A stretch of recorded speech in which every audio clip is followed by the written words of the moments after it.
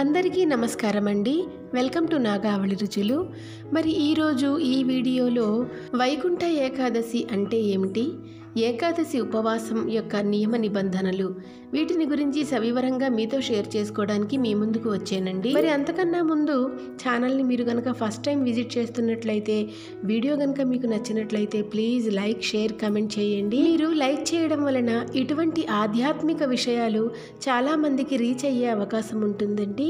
అలాగే ఛానల్ని సబ్స్క్రైబ్ చేసుకుని పక్కనే ఉండే బెల్ ఐకాన్ని యాక్టివేట్ చేసుకోండి. వీడియోని చివరి వరకు వాచ్ చేయండి. శ్రీ మహావిష్ణువు అనుగ్రహం కోసం ఆచరించే 24 ఏకాదశి వ్రతాలలో వైకుంఠ ఏకాదశి ఒకటి. వైకుంఠ ఏకాదశి అంటే ఏంటి ఇప్పుడు తెలుసుకుందాం. మార్గశిర శుద్ధ ఏకాదశినే వైకుంఠ ఏకాదశి అని కూడా అంటారు. పూర్వం వైఖానసుడు అనే ఒక రాజుకి తన తండ్రి నగరంలో ఉండిపోయి యమయాతనలు పడుతూ ఉన్నట్టు కల వచ్చింది. అందుకు వైఖానసుడు మార్గశిర శుద్ధ ఏకాదశి నాడు ఉపవాసం ఉండి నియమాలతో వ్రతం చేశాడు. ఆ వ్రత ఫలితంగా అతని తండ్రి స్వర్గలోకానికి చేరాడు. తండ్రికి మోక్షం ఇప్పించిన ఏకాదశి కావడం చేత దీనికి మోక్షదైకాదశి అని పేరొచ్చింది. ఈనాడు ఏకాదశి వ్రతాన్ని ఆచరించిన వారికి జనన మరణరహితమైన మోక్షప్రాప్తి కలుగుతుందని పురోహితులు చెబుతున్నారు. మానవ జన్మ ఎత్తాక కొన్ని ఆశలు, అవసరాలు ఉంటాయి కనుక వాటిని గురించి దైవాన్ని ప్రార్థించడం జరుగుతూ ఉంటుంది. నిజానికి ప్రతి ఒక్కరి పూజలోని పరమార్థం మోక్షాన్ని కోరడమే అవుతుంది. మోక్షద ఏకాదశి అనే పేరు వినగానే మోక్షాన్ని ప్రసాదించే ఏకాదశి అనే విషయం అర్థమవుతుంది. మార్గశిర ఏకాదశిని మోక్షద ఏకాదశి అని పిలుస్తూ ఉంటారు.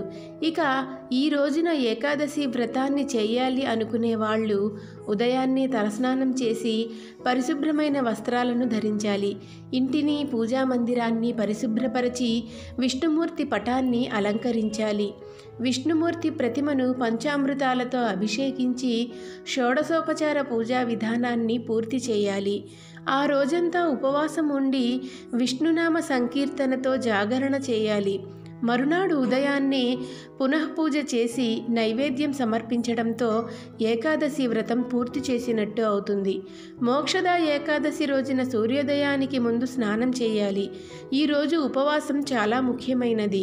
మోక్షద ఏకాదశి ఉపవాసం ఏదైనా తినకుండా, తాగకుండా రోజు గడపడం. ఏకాదశి తిథి సూర్యోదయం నుండి ద్వాదశి తిథి సూర్యోదయం వరకు 24 గంటల పాటు ఉపవాసం ఉంటుంది.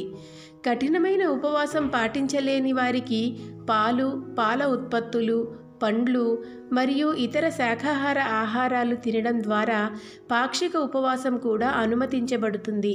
మోక్షద ఏకాదశి వ్రతాన్ని పాటించని వారికి కూడా బియ్యం, ధాన్యాలు, పప్పుధాన్యాలు, ఉల్లిపాయ, వెల్లుల్లి తినడం నిషేధం. ఈరోజు పవిత్రమైన భగవద్గీతను కూడా పూజిస్తారు. మోక్షద ఏకాదశి సందర్భంగా భగవద్గీత, విష్ణు సహస్రనామం, ముకుందాష్టకం చదవడం శుభంగా భావిస్తారు. ఓకేనండి, మరి విన్నారుగా వైకుంఠ ఏకాదశి విశిష్టత, అలాగే ఉపవాసం యొక్క నియమాలు, నిబంధనలు, పూజ చేసే విధానం. మరి ఈ వీడియో మీకు నచ్చిందని అనుకుంటున్నా. వీడియో కనుక మీకు నచ్చినట్లయితే ప్లీజ్ లైక్, షేర్, కమెంట్ చేయండి. అలాగే ఛానల్ని సబ్స్క్రైబ్ చేసుకుని పక్కనే ఉండే బెల్ ఐకాన్ని యాక్టివేట్ చేసుకోండి. ఇలాంటి చక్కని వీడియోతో మళ్ళీ మిమ్మల్ని కలుసుకుంటుంది మీ నాగావళి రుచులు. అంతవరకు సెలవు. Thank you for watching.